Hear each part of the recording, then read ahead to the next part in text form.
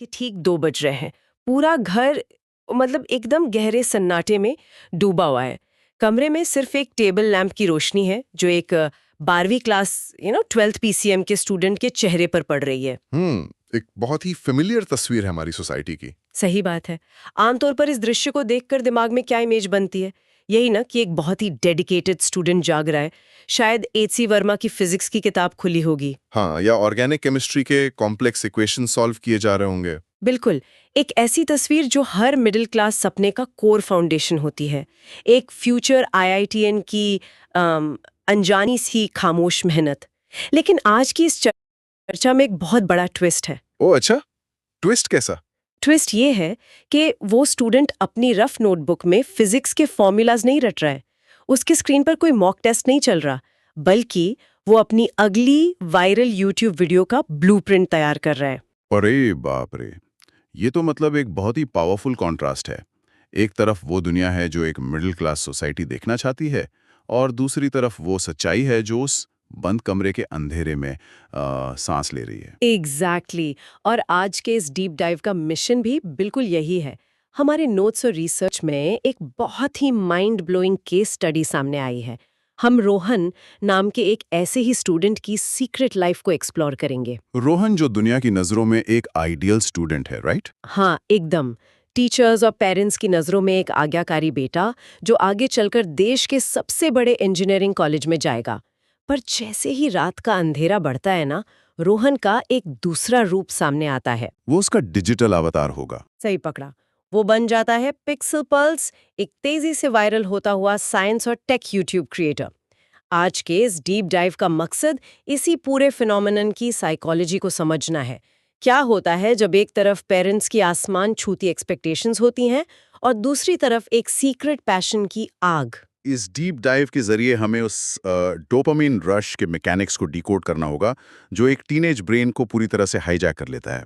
हम उस academic pressure cooker को समझेंगे। बिल्कुल, क्योंकि वो प्रेशर कुकर तो हर घर में है। हाँ, और सबसे इम्पोर्टेंट बात, हम इस स्ट्रक्चरल कॉन्फ्लिक्ट का एक डीपर एनालिसिस करेंगे कि क्या एक हाईली कॉम्पिटिटिव एजुकेशन सिस्टम और क्रिएटिव पैशन एक ही इंसान के अंदर शांति से रह सकते हैं या उनका टकराना लाजमी है। अच्छा, तो इसको थोड़ा अनपैक करते हैं, क्योंकि जो नोट्स मैं देख रही थी उसमें रोहन की डबल लाइफ का पैटर्न बहुत ही इंटरेस्टिंग है। दिन में वो बिल्कुल वही कर रहा है जो उससे एक्सपेक्ट किया जाता है। मतलब वही सुबह जल्दी उठना और स्कूल जाना। हाँ, सुबह स्कूल, वहां से आकर कोचिंग क्लासेस में घंटों बिताना और फिर घर आकर हेवी किताबों के बीच गुम हो जाना। एक टेक्स्ट बुक आइडियल लाइफ।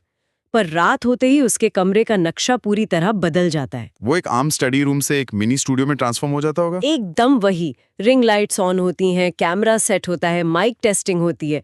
और सबसे मजेदार बात यह है कि वो कोई गेमिंग या प्रैंक्स की वीडियोस नहीं बना रहा है। तो वो एग्जैक्टली क्या कंटेंट बना रहा था? उसको जिन्हें दिन में वो बोर होकर पढ़ता था, रात में फन और क्रेजी डीआईवाई एक्सपेरिमेंट्स के जरिए दुनिया को समझा रहा है। उसकी लाइफ तो बिल्कुल एक मॉडर्न सुपर हीरो जैसी हो गई है। एक मॉडर्न सुपर हीरो, ये एनालॉजी अच्छी है। दिन में एक आम इंसान जिसे कोई नोटिस नहीं करता, और रात में अपना मास्क पहनकर यानी पिक्सल पल्स बनकर अपना असली जोश दिखाना। पर मैं यहाँ न्यूरोसाइंस का एंगल समझना चाहती हूँ। एक स्टूडेंट को रात के 2 बजे जगाने के लिए कितनी स्ट्रॉन्ग मोटिवेशन चाहिए होती है। What's fascinating here is कि ये मोटिवेशन ट्रेडिशनल मोटिवेशन से बिल्कुल अलग है। ये प्योर एवोल्यूशनरी न्यूरोसाइंस और बिहेवियरल साइकोलॉजी का खेल है। केस नोट्स में डोपामीन रश का जिक्र है और उसे टेक्निकली समझना बहुत जरूरी है। डोपामीन यानी वही फील गुड हार्मोन ना? हाँ बिल्कुल। जब रोहन एक वीडियो अपलोड करता है तो उससे जो लाइक्स, कमेंट्स और नए सब्सक्राइबर्स मिलते हैं वो उसके ब्रेन के रिवॉर्ड सिस्टम को डायरेक्टली ट्रिगर करते हैं। डोपामीन एक न्यूरोट्रांसमीटर है जो हमें ये फील गुड फैक्टर देता है। राइट। तो हर लाइक पर उसके ब्रेन में एक स्पार्क जैसा होता होगा। एकदम। अब देखिए, सोशल मीडिया प्लेटफॉर्म्स और उनके एल्गोरिदम्स इस तरह डिजाइन किए गए हैं कि वो इस रिवॉर्ड लूप को कंप्लीटली हैक कर सके। ये एक इंस्टेंट वैलिडेशन है। मतलब मैंने कुछ क्रिएटिव किया और दुनिया ने तुरंत उसकी तारीफ की। वेट, तो क्या ये सोशल मीडिया का एल्गोरिदम बिल्कुल एक कसीनो की स्लॉट मशीन की तरह काम करता है? आपने बिल्कुल सही पॉइंट पकड़ा है। जैसे एक स्लॉट मशीन में अनप्रेडिक्टेबल रिवॉर्ड्स आते हैं, वैसे ही आप फोन रिफ्रेश करते हैं और ब्रेन उम्मीद करता है कि शायद नया लाइक आएगा, शायद एक नया सब्सक्राइबर जुड़ेगा। वो अनप्रिडिक्टेबिलिटी ही उसको किताबों से ज्यादा एडिक्टिव बनाती है, राइट? बिल्कुल सटीक एनालॉजी है ये। स्लॉट मशीन का मैकेनिज्म ब्रेन में डोपामीन का एक बहुत शार्प स्पाइक क्रिएट करता है। इसके मुकाबले हमारा जो ट्रेडिशनल पढ़ाई का सिस्टम है वो डिलेड ग्रेटिफिकेशन पर आधारित है। डिलेड ग्रेटिफिकेशन मतलब? लंबा इंतजार। हाँ, डिलेड ग्रेटिफिकेशन का मतलब है कि आप आज मेहनत करेंगे, अपने आप को पुश करेंगे, 2 साल बाद जेई देंगे, फिर रिजल्ट आएगा और तब जाकर शायद सोसाइटी आपको वैलिडेशन देगी। वाओ, वो तो एक टीनेजर के लिए बहुत लंबा वेट है। सही में एक टीनेज ब्रेन जिसका प्रीफ्रंटल कॉर्टेक्स यानी दिमाग का वो हिस्सा जो लॉन्ग टर्म प्लानिंग और डिसीजन मेकिंग कंट्रोल करता है, वो अभी पूरी तरह डेवलप नहीं हुआ होता। अच्छा, तो नेचुरली उनका दिमाग लॉन्ग टर्म गोल को प्रोसेस ही नहीं कर पाता उतने अच्छे से। एग्जैक्टली। हाँ, उनके लिए उस इंस्टेंट रिवॉर्ड लूप को छोड़कर 2 साल आगे की सक्सेस पर फोकस करना साइंटिफिकली बहुत मुश्किल होता है। रोहन को उस वर्चुअल दुनिया में सिर्फ फॉलोअर्स नहीं मिल रहे थे, उसे शायद एक सेंस ऑफ बिलोंगिंग मिल रही थी। हाँ, उसे एक ऐसी कम्युनिटी मिल रही थी जो उसके टैलेंट को रिकॉग्नाइज कर रही थी, जो उसे कोचिंग क्लास की इतनी बड़ी भीड़ में कभी नहीं मिलती। पर यहाँ एक क्लैश तो गारंटी था ना, जब डोपामिन का ये इतना फास्ट पेस्ड लूप हमारे traditional marks obsessed education system से टकराता है तो धमाका होना ही है। रिसर्च डेटा में ये टेंशन बहुत जल्दी बिल्ड होती दिखती है। रियलिटी चेक कब मिलता है उसको? जब रोहन के प्री बोर्ड्स के रिजल्ट्स आते हैं वो टोटली खराब आते हैं। ऐसे मार्क्स जो किसी फ्यूचर आईआईटीएन के तो बिल्कुल नहीं हो सकते। घर में एक सीरियस प्रेशर कुकर वाला माहौल बन जाता है। ये तो होना ही था।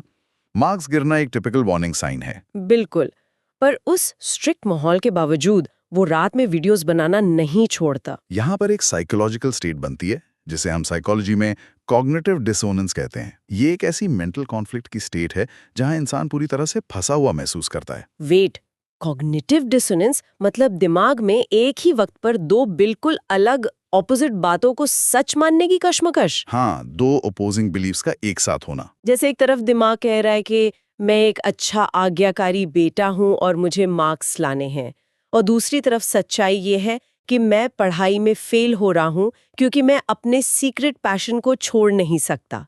ये दोनों कॉन्फ्लिक्टिंग आइडियाज एक साथ दिमाग में शॉर्ट सर्किट कर रहे हैं। एग्जैक्टली। आपने इसे बिल्कुल आसान भाषा में ब्रेक डाउन किया है। जब दिमाग में शॉर्ट सर्किट होता है ना, तो इंसान ना तो पढ़ाई पर पूरी तरह फोकस कर पाता है, ना ही बिना गिल्ट के अपना पैशन फॉलो कर पाता है। वो बीच में लटक जाता है बेसिकली। एक तरफ गिल्ट है कि पेरेंट्स की उम्मीदों पर खरा नहीं उतर रहा, और दूसरी तरफ वो पैशन है जिसे दबाने का मतलब अपनी आइडेंटिटी को ही खत्म करना जैसा लगता है। और इसी कश्मकश के बीच आता है वो इनएविटेबल ब्रेकिंग पॉइंट, वो बहुत ही ड्रामेटिक डिस्कवरी। एक रात रोहन अपने कमरे में हेडफोन्स लगाए, पूरी तरह से अपनी पिक्सल पल्स वाली दुनिया में डूबा हुआ एक कॉम्प्लेक्स फिजिक्स कॉन्सेप्ट की वीडियो एडिट कर रहा है। तभी कोई पकड़ लेता है उसे। हाँ, दरवाजा खुलता है, उसकी माँ जो शायद उसे पढ़ता हुआ देखने आई थी कमरे में दाखिल होती है। यहाँ कोई मेलोड्रामेटिक चीख पुकार नहीं होती, कोई टीवी सीरियल जैसा दूध का ग्लास हाथ से छूटकर टूटने का साउंड इफेक्ट नहीं होता, बल्कि एक बहुत ही भारी काटने वाला सन्नाटा छा जाता है। वो सन्नाटा ही सबसे खतरनाक होता है। बिल्कुल। माँ की नजर उस glowing ring light, camera setup और स्क्रीन पर चल रहे उन क्वर्की फिजिक्स एक्सपेरिमेंट्स पर पड़ती है। उनके चेहरे पर गुस्सा नहीं है, बल्कि एक अजीब सा कंफ्यूजन और बिट्रेयल का भाव है। उन्हें समझ ही नहीं आ रहा होगा कि ये चल क्या रहा है। हाँ, वो बस इतना बोल पाती हैं कि ये सब क्या है रोहन।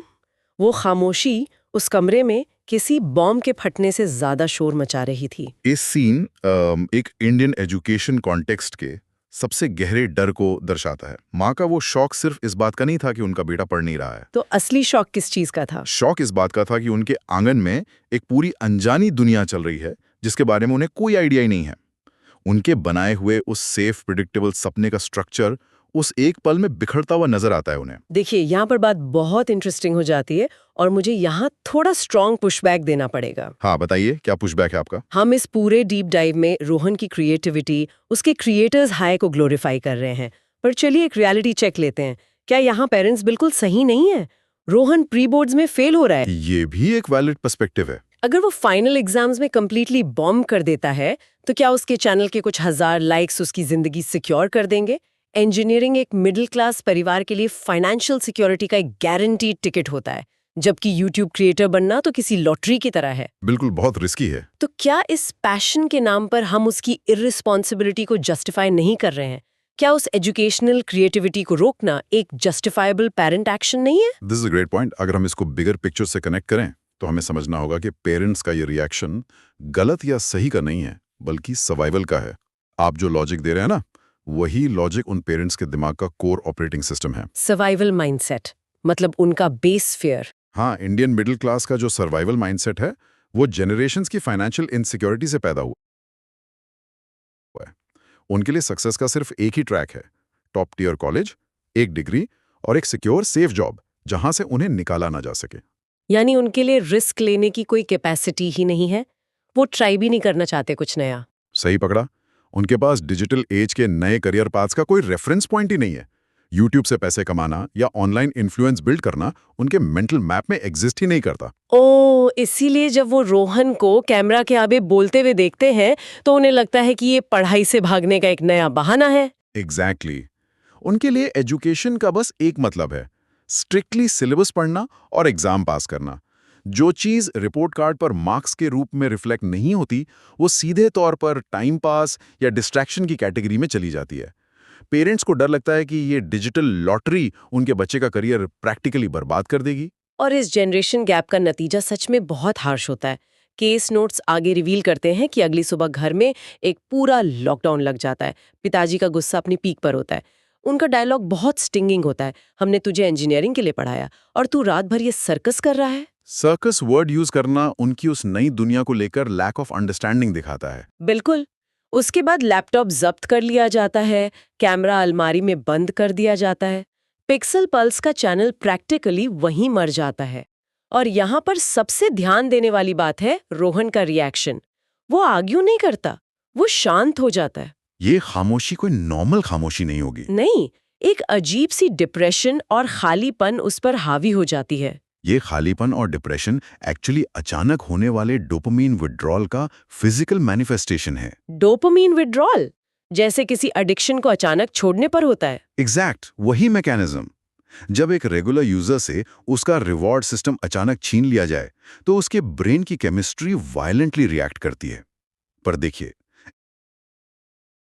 इससे भी बड़ा नुकसान एक और होता है। क्या नुकसान? जब आप किसी यंग माइंड से उसका कोर पैशन जबरदस्ती छीन लेते हैं ना, तो वो बच्चा पढ़ाई में डबल फोकस नहीं लगाता, बल्कि वो पढ़ाई से और ज्यादा डिस्कनेक्ट हो जाता है।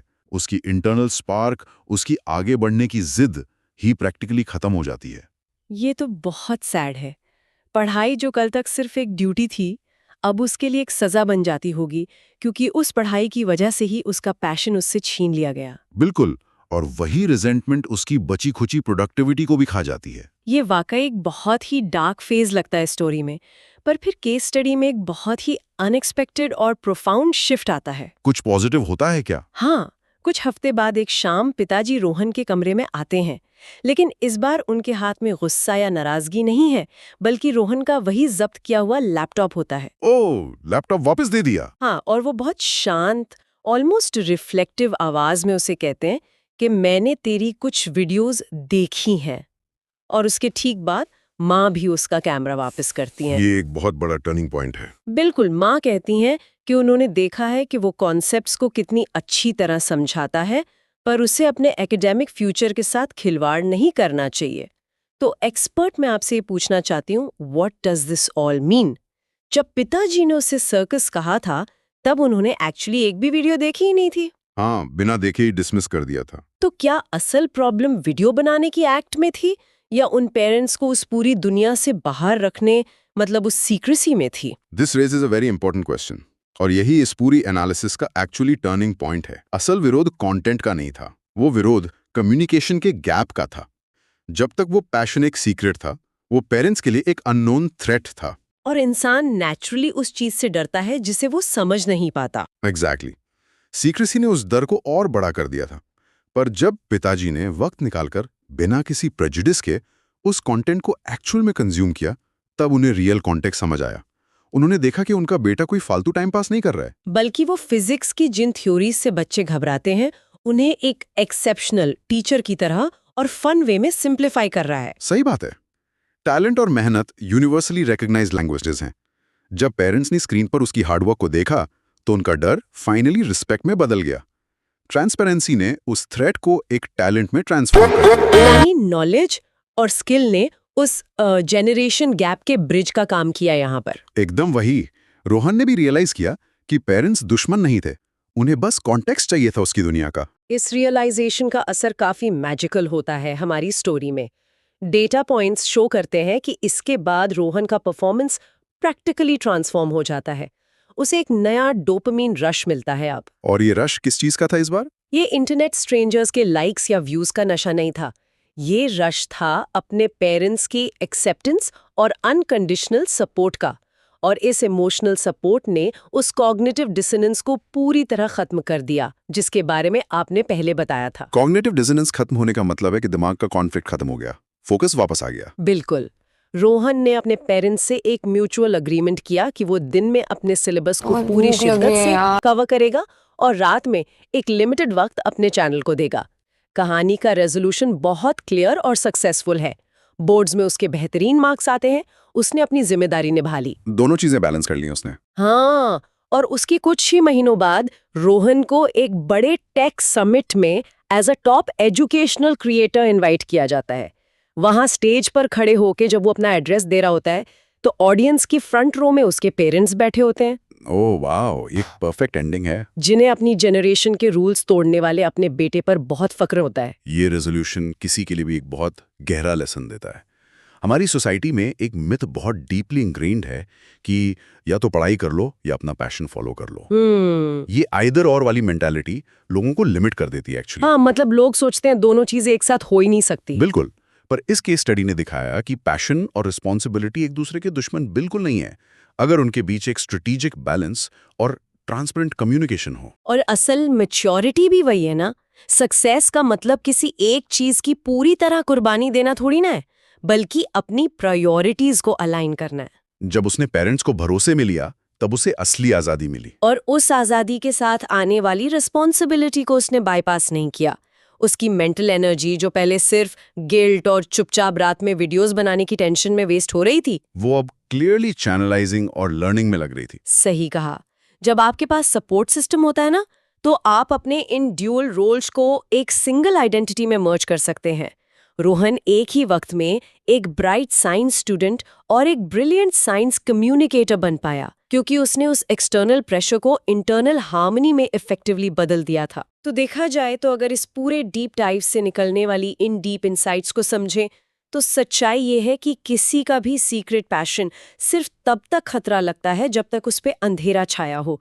कम्युनिकेशन, ट्रांसपेरेंसी और थोड़ी सी प्लानिंग उस सेम पैशन को एक इंसान की सबसे बड़ी ताकत बना सकती है। और ये आसान नहीं है, बिल्कुल नहीं, पर इम्पॉसिबल भी नहीं है। और ये उन सभी पेरेंट्स के लिए भी एक बहुत जरूरी मैसेज है। नई जनरेशन की दुनिया सिर्फ टेक्स्ट बुक्स में सिमट कर नहीं रह सकती। बिल्कुल नहीं, दुनिया बहुत तेजी से बदल रही है। अगर हम बच्चों की क्रिएटिविटी को सिर्फ मार्कशीट के चश्मे से देखेंगे तो हम उनके असली पोटेंशियल को कभी आइडेंटिफाई नहीं कर पाएंगे। उनके इंटरेस्ट में जेन्युइन क्यूरियोसिटी दिखाना एक्चुअली उन्हें रेबल होने से बचा सकता है। यही कहा आपने। और यही बात हमें आज के इस डीप डाइव के अंत तक ले आती है।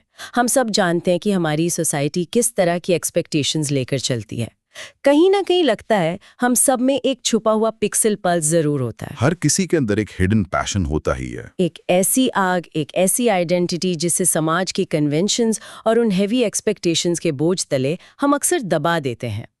और अब जब हमने इन मार्क्स, डोपामीन रश और पेरेंटल एक्सपेक्टेशंस की इस कॉम्प्लेक्स मशीनरी को आज पूरी तरह डिकोड कर लिया है, तो मैं इस सेशन को एक नए और थोड़े अनसेटलिंग सवाल के साथ खत्म करना चाहती हूँ। मैं सुनने के लिए बहुत क्यूरियस हूँ। सोचिए कि रोहन ने तो अपनी मेहनत और क्लियर कम्युनिकेशन से एक ब्रिज बना लिया अपने और पेरेंट्स के बीच, पर हमें इस पूरी स्टोरी के एंड में बचे हुए एक पॉइंट पर जरूर गौर करना चाहिए। वो क्या हमारा आज का एजुकेशन सिस्टम इतना रिजिड, इतना आउटडेटेड और इंस्पायरिंग लेस हो चुका है कि बच्चों को असली लर्निंग, असल में साइंस का मजा लेने और फाइनली क्रिएटिव होने के लिए रात के अंधेरे का सहारा लेना पड़ रहा है?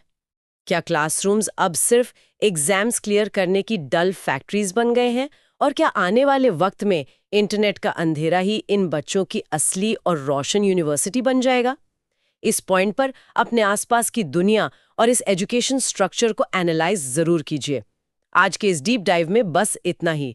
मिलते हैं अगले सेशन में एक और माइंड बेंडिंग टॉपिक के साथ।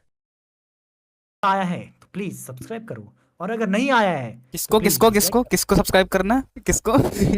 डिसलाइक इसको करना है, लेकिन बाकी चीजों को सब्सक्राइब कर ला, सब्सक्राइबर यस। सारे लोग जाओ और जाके सब्सक्राइब करो। निज एंड क्या नाम है? हिट्स ओके गाइस, तो हमारे हिट शो भाई को, हिट शो भाई हो हिट आप, शो क्या भाई। हो आप? तो जो भी नहीं, है हाँ। अपने भाई को सब्सक्राइब करो, और उनका डिस्कॉर्ड भी आप ज्वाइन कर सकते हो अगर आपको करना है। लेकिन कर देना ऐसे, ठीक है guys, bye bye. Yes, bye bye दोस्तों। डिस्कॉर्ड ज्वाइन कर लेना। आपने इस महीने में बोल दिया, आप तो कर ले।